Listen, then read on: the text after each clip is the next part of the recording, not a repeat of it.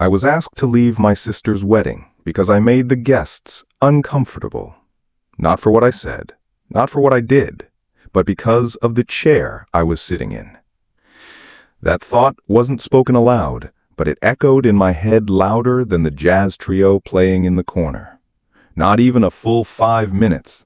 I swear it hadn't been 5 minutes since I'd wheeled myself over the threshold of this glittering ballroom, a space draped in white silk and fairy lights, smelling sweetly of lilies and new beginnings.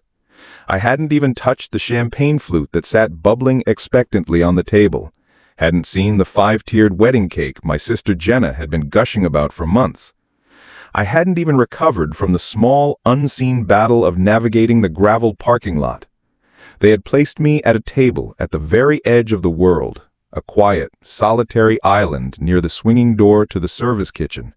Not at the main family table where my parents were beaming, not at the cousins' table where familiar laughter erupted in waves. I was alone. A crisp, impersonally white tablecloth, no name card, just an empty folding chair placed next to my titanium wheelchair. That empty chair was a silent mockery, a placeholder for the normalcy I lacked. My name is Daniel. I'm 29.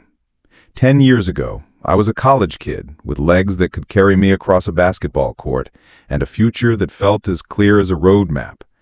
Now I'm a paraplegic. A drunk driver ran a red light and sent my sedan spinning like a top into a utility pole. From that moment on, my world was redefined.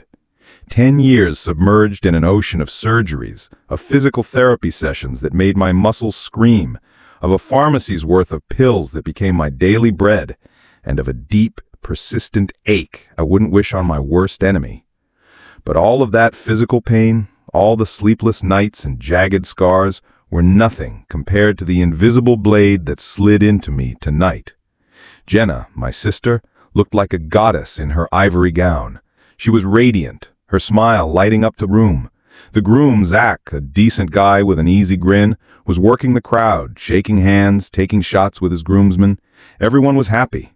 The air was thick with it, a symphony of laughter, clinking glasses, and music, and I was just a distant spectator.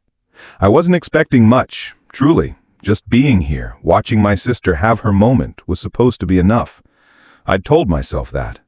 Until Zach's mother, Mrs. Henderson, started walking toward me. She moved with the practiced grace of a matriarch, her navy silk dress rustling as she navigated the tables. People parted for her. I watched her approach, and for one foolish second, I thought she was coming to say hello, to ask if I needed anything. She stopped at my table. A smile bloomed on her face, but it didn't reach her eyes. It was stretched, thin, and had the plastic quality of a doll's. "Daniel, honey," she began, her voice the syrupy sweet tone one uses to placate a fussy child, "could you maybe step outside for a bit, just during the main photos?" I blinked, trying to process the words. My ears felt like they were stuffed with cotton. The photos. "Yes, dear," she continued, her hand adorned with a diamond ring, patting the top of my hand where it rested on the wheel. The touch was meant to be comforting, but it was as cold as ice. "You understand." No, I didn't. I couldn't understand how my existence, my very form, could be so offensive as to tarnish their joy. I looked past her, searching for my sister. Jenna was only 20 feet away, phone in hand, making a duck face for a selfie with her bridesmaids, giggling. I stared at her, trying to send a desperate, silent signal. "Jenna, look at me. Do you see this? Do you know what's happening?" She didn't look. She was lost in her perfect world, a world with no awkward corners like me. My hands, trembling, gripped the rims of my wheels. I pushed myself away. Each rotation was a dull throb in my chest. I rolled past the fairy lights, past the soft tulle drapery, past the bubble machine releasing its ephemeral, shimmering spheres, past the fragrant flower wall where people were lining up for their perfect pictures. I rolled into the darkness of the back parking lot. The air out here was colder, The scent of lilies was replaced by the smell of damp asphalt and the faint odor of garbage from the nearby dumpsters. A single buzzing security light cast a sickly yellow-orange glow overhead, and I sat there, alone, in my well-fitted tuxedo, listening to the muffled sounds of music and toasts. They were raising a glass to love, to family, to forever. A forever that didn't have a place for me. I wish I could tell you that was the first time, that the shock was a new sensation, but I'd be lying. The truth is, the paralysis isn't what broke me. The accident, as horrific as it was an event. What truly crushed my spirit was everything that came after. The little things, the half-words, the looks of pity. It was being ignored, pitied, and worst of all, politely excluded. Over and over again. Quietly, courteously, publicly. So that night, under the hum of a flickering security light, I made a decision. The pain in my chest didn't dissipate. It crystallized into something harder, sharper. I was done being quiet, done apologizing for my own existence, for the space my chair occupied. And if the world didn't have a space for someone like me, then maybe it was time I carved one out for myself. You can't imagine how quickly the world shrinks when you see it from a seated position. Doors you used to walk through without a thought, suddenly they're a half-inch too narrow, a silent rejection in steel and wood. Sidewalks you used to stroll down, now they're impassable cliffs. Conversations you used to be the center of, now they happen just over your head, just out of earshot. And the people are the worst barriers. They smile at you, but it's a little tighter. They talk to you, but a little slower, a little louder, as if your broken spine severed a connection in your brain, too. A month after Jenna's wedding, I decided it was time to get back in the game.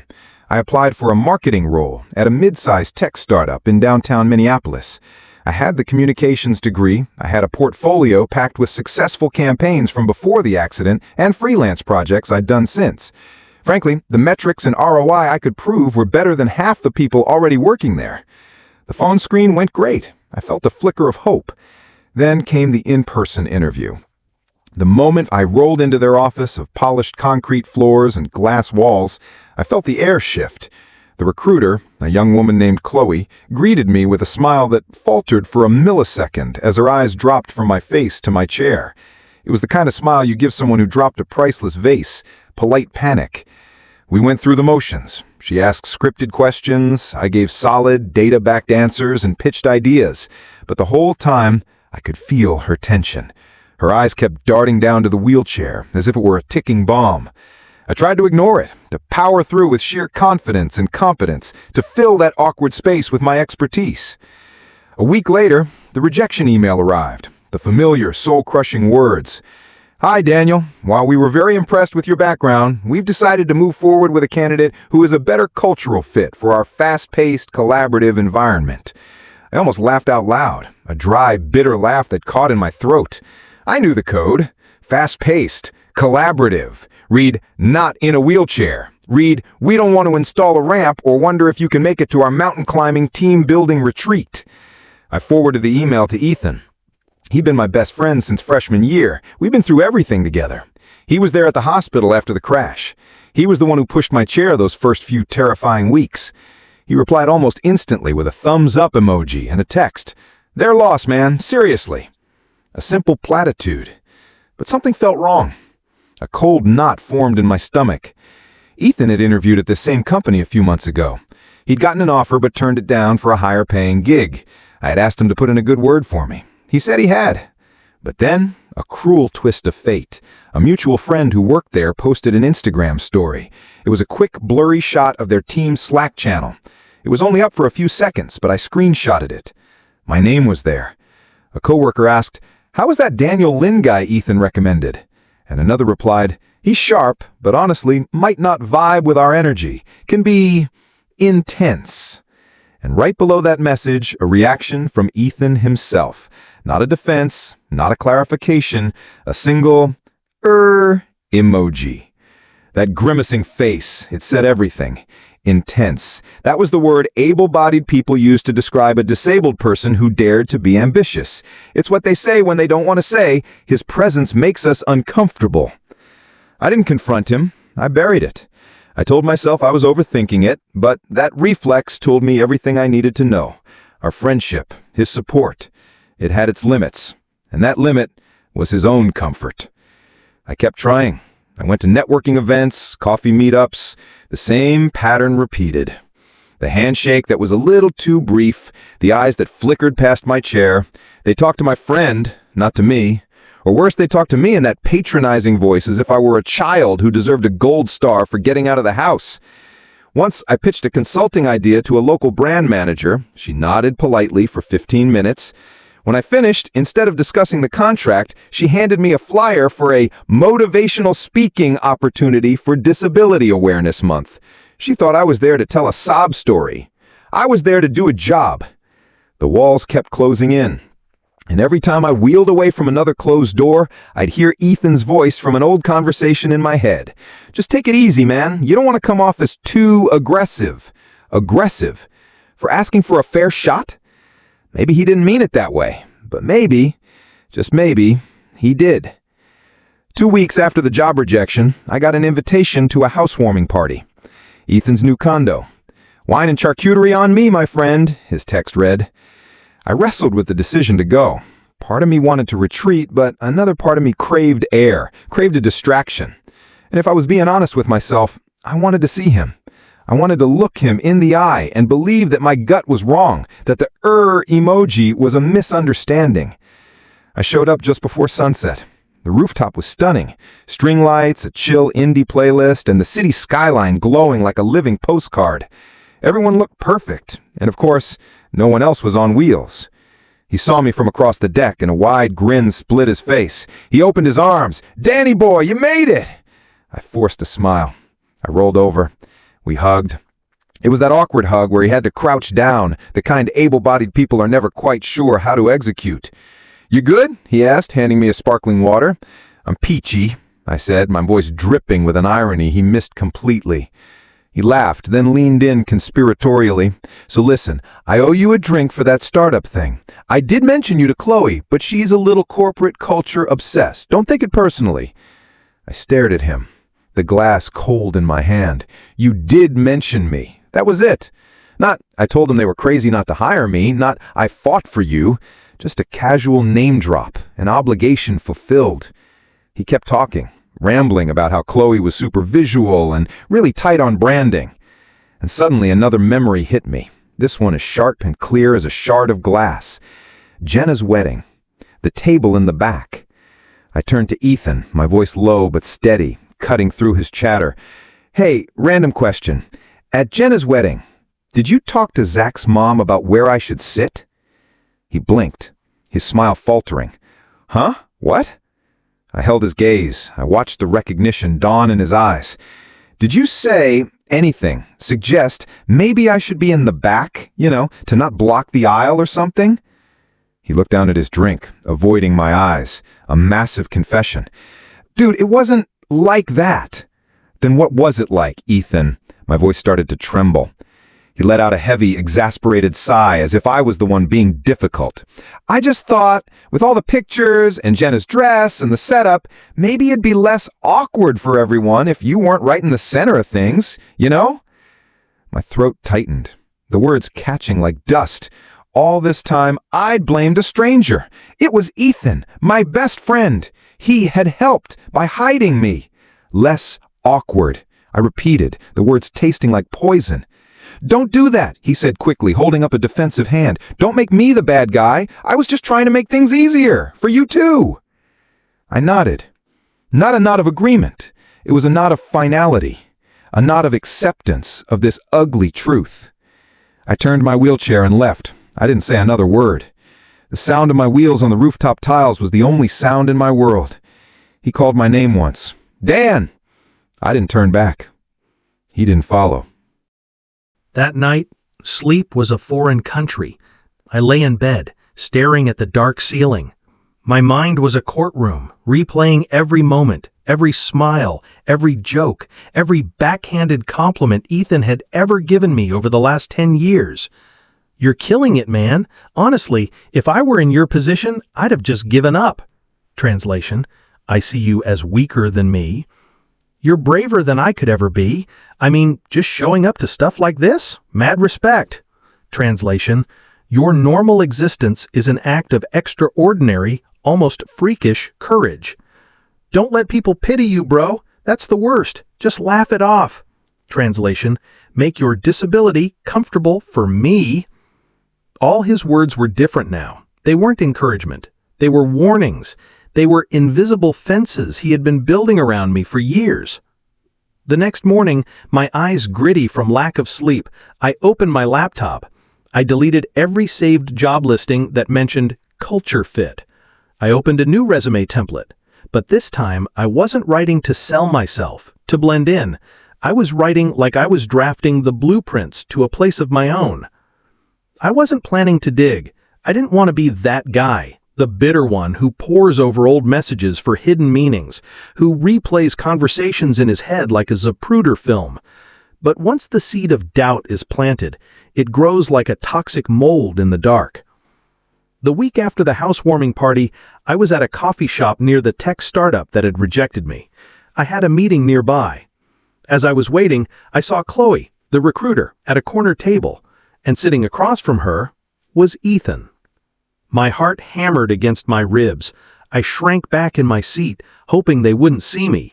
I couldn't hear their words, but I've become an expert in the language of bodies. I saw them laugh. I saw Ethan gesture confidently. And then I saw Chloe take out her phone and pull up LinkedIn. I recognized the profile picture instantly. It was mine. She showed the screen to Ethan.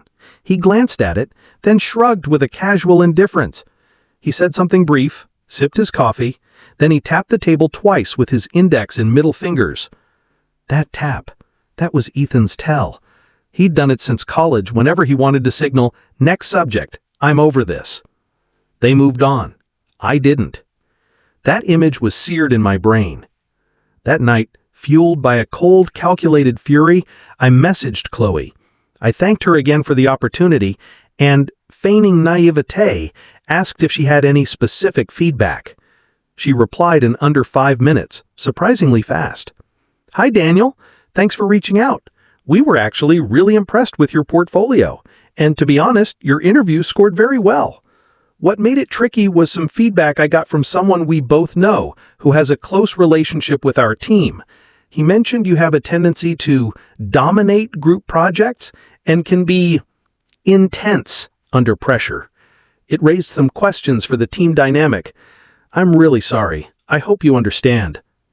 I stared at the screen, the words blurring. Someone we both know. Dominate group projects? Intense under pressure? It was a textbook Ethan takedown. He had used those exact words to describe me to our professor sophomore year, when I was project lead and pulled a 90-hour week to save our grade, while Ethan skipped 2 meetings and still got an A. Back then he called me Type A with a turbo engine. Now he used my drive, my determination, to paint me as a risk, as unhireable. I didn't text him, not yet. I waited. On Friday, he sent me a reel on Instagram, some influencer talking about cutting out toxic people. Ethan's caption, "This hit hard, LOL." The irony was so thick, I could have choked on it. I didn't respond. Instead, I sent one last message to Chloe, a final shot in the dark. "Thanks for the honesty. Just curious, was the person who gave that feedback a former colleague? Was it Ethan Martin?" I saw the red receipt appear, and then nothing. She never replied. That silence was the loudest confession of all. I didn't sleep that night. I read every text thread Ethan and I had ever shared. A decade of friendship, now a digital crime scene. Every "you're my brother," every "I've got your back." I thought about how he always introduced me to his new friends, and he's in a wheelchair, so you know he's tough. I used to think it was a compliment. Now I realized my identity was his party trick. My tragedy was his inspirational side story. The next morning, I called him. My heart was pounding, but my hand was steady. He picked up after 2 rings, his voice cheerful. "Yo! You gave Chloe negative feedback about me." "Dan, come on." "Don't lie, Ethan." "I didn't say anything bad, just context." "What kind of context?" "I just told her you were really driven, that sometimes you push too hard, that maybe the team culture wouldn't be a perfect match." My voice was as thin as a razor's edge.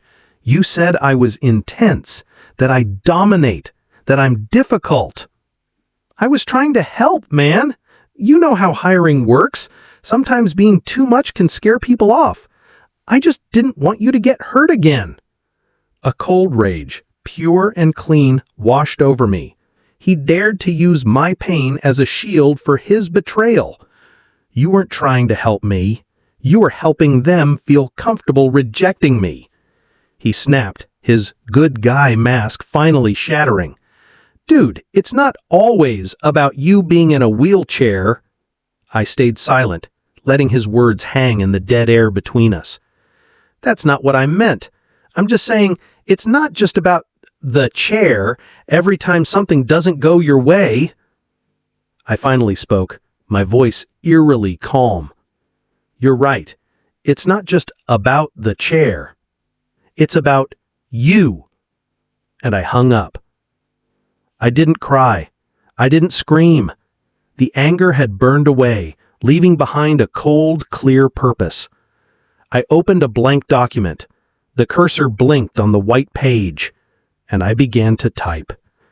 The title was "What It Feels Like to Be Seen as a Liability." I wrote for hours. The words poured out, unfiltered, raw. I wrote about the wedding, the interview, the betrayal. I wrote about the invisible barriers and the polite lies. I've learned that companies don't always say no because you lack skill. Sometimes they say no because your existence makes them question the environment they've grown comfortable in. Disability doesn't scare them. Accountability does. At 2:14 a.m., I copied and pasted the entire text into a new LinkedIn article. My finger hovered over the post button. This was either career suicide or liberation. I wasn't sure which. Then I clicked it. I closed the laptop and, for the first time in nights, I slept a deep, dreamless sleep. When I woke up, my world had changed. My phone was vibrating incessantly on my nightstand. Notifications, hundreds of them. Views, likes, shares, and messages. My raw middle-of-the-night manifesto had 18,000 views by sunrise. By noon, 50,000. And the messages? From strangers all over the world. From recruiters at companies I'd only dreamed of. From people I didn't know but who knew my story intimately because they had lived their own version of it. They were writers, artists, engineers, single mothers trying to get back into the workforce, neurodivergent developers, a blind coder in Austin, a deaf designer in Toronto, all with their own stories of being deemed not a culture fit. One message stopped me in my tracks. I've worked in silence for 5 years, pretending my cane doesn't exist because I was afraid to be seen as weak. Thank you for saying what I couldn't. Another came from a VP of Human Resources. Your article was shared in our leadership team's chat this morning. It sparked a much-needed, uncomfortable conversation. Would you consider speaking to our team? This would be a paid engagement. Paid. For the first time, someone didn't want to invite me to inspire them with my tragic story. They wanted to hire me for my expertise, for my brain, for my voice. Within a month, I had 4 consulting contracts. I realized that my intensity and my ability to dominate projects, the very things Ethan had used against me, were exactly what companies needed to enact real change. I started a small YouTube channel. I called it The Real Fit Doesn't Look Like You Think It Does. The first video was simple, just me, a plain background, a hoodie, no music. I told the story about the startup, about the coded language of rejection, about the friend who tried to help me. I didn't name Ethan. I didn't have to. The truth had its own power. That video hit 600,000 views in 6 days. One comment summed it up. Bro didn't just clap back, he built a stage and got a mic. And then came the call that changed everything. A mid-size fintech company based in Chicago. Their head of HR said, "We watched your video in our DEI meeting, and we'd like to bring you in to audit our hiring language and team structures." I said yes immediately. Then she added, "We found you through our new DEI consultant, who recommended you highly." She paused. "Her name is Chloe." Yes, that Chloe. 4 weeks later, when I rolled into their Chicago office, Chloe was there to greet me at the elevator. There was no polite panic in her eyes this time, only genuine respect. "Daniel," she said, shaking my hand firmly, "that article, that video, you kicked the damn door open." I smiled. I was done knocking. She led me into a large glass-walled boardroom. 12 people were seated around a long table, all senior executives. And among them I recognized a familiar face, the VP of People from the original startup that had rejected me. He'd been invited to observe and learn. He wouldn't meet my eyes. I didn't need him to. I needed their attention. I ran the 3-hour workshop. I didn't stay seated. I moved around the room, whiteboard marker in hand. My voice was steady, confident. I was no longer Daniel shivering in a parking lot. I was Daniel, the expert. I taught them what real inclusive hiring looks like, what bias actually sounds like when it's disguised as a compliment. And I told them what it feels like to sit on the edge of every room, every decision, every maybe next time. They listened. They took notes. They asked hard questions. And when it was over, someone started clapping. Then the whole room joined in. But I wasn't looking for applause. I just wanted to be heard, and for the first time, I truly was. That night, back in my hotel room, I got a new connection request and a message on LinkedIn. It was from Ethan. I stared at his name for a long time. The message read, "Proud of you, man. Truly, let's catch up soon." I didn't reply. Not out of anger anymore, but because I had moved on. I had outgrown the small space he had tried to keep me in. Some people need to shrink you to feel bigger themselves. But when you stop shrinking for them, you grow into someone they don't recognize anymore. And that, I was learning, is more than okay. 2 years later, the stage lights are blinding. I'm standing on the main stage at Access Tech 2027, the biggest disability and innovation summit in North America. Below me, a sea of 900 faces looks up, waiting. Cameras are rolling. A single, sharp spotlight pins me to the center of the darkness. My wheelchair is parked neatly behind the clear acrylic podium, but I'm not sitting. I pace, confidently. It's a habit I've developed. It helps me think. It telegraphs power. We talk about accessibility as a feature, I begin, my voice amplified by the sound system, steady and clear. We talk about accessibility as a feature, but access isn't a feature. It's the foundation. A beat of silence hangs in the massive auditorium, and then it erupts into applause. Not polite clapping, it's a real, powerful wave of agreement.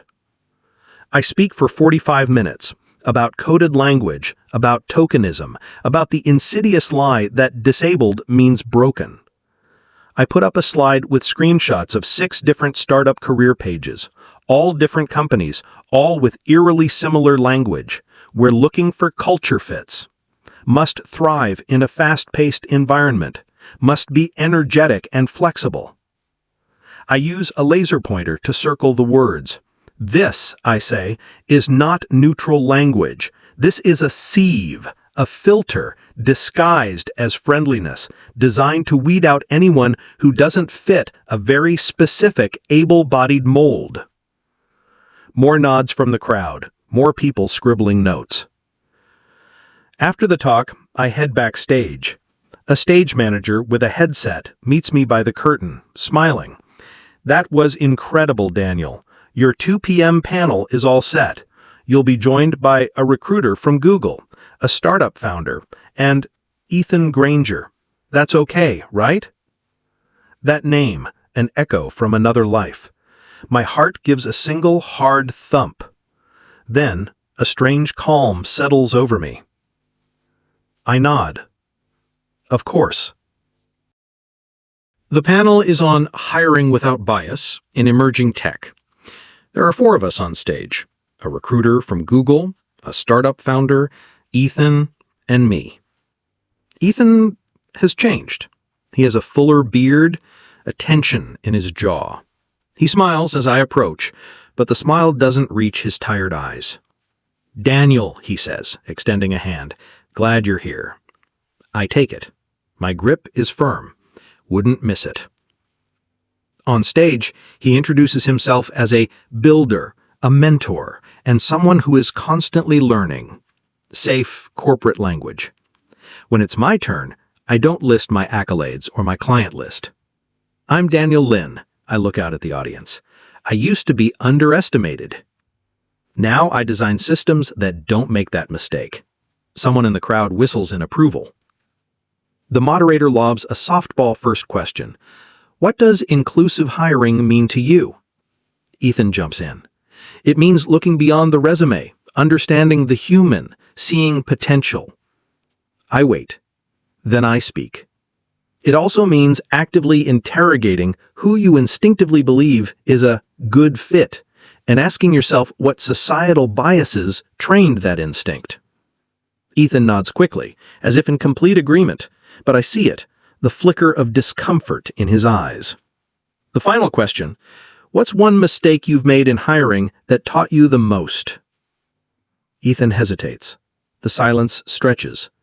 Then he says, his voice lower now, "I once let culture fit outweigh competency. I didn't realize it until much later. I passed on someone who was, frankly, better than the person I hired." He doesn't look at me, but the rest of the room does. All eyes, including the moderators, shift to me. I smile, a small, knowing smile.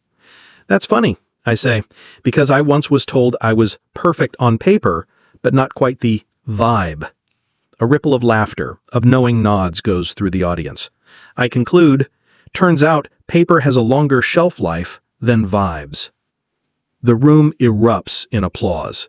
The moderator wraps up. During the final handshakes, Ethan leans over. "I'm sorry, man, for back then." His voice is genuine, but heavy with the weight of his own journey. I nod once, meeting his gaze directly. "I know." That's all. Not "I forgive you," not "it's okay," just an acknowledgement. That night he messages me again.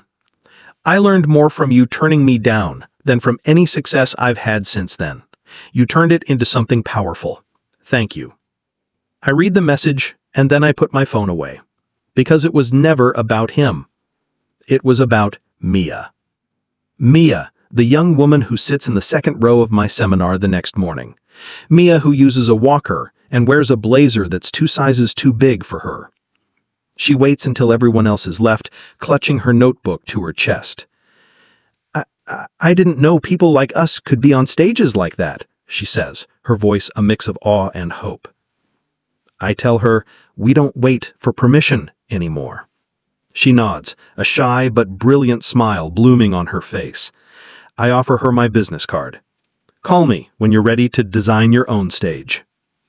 Because this story was never about revenge. It was about reclamation. And the foundation we're building isn't for crawling. It's for dancing. And damn it, we're going to dance.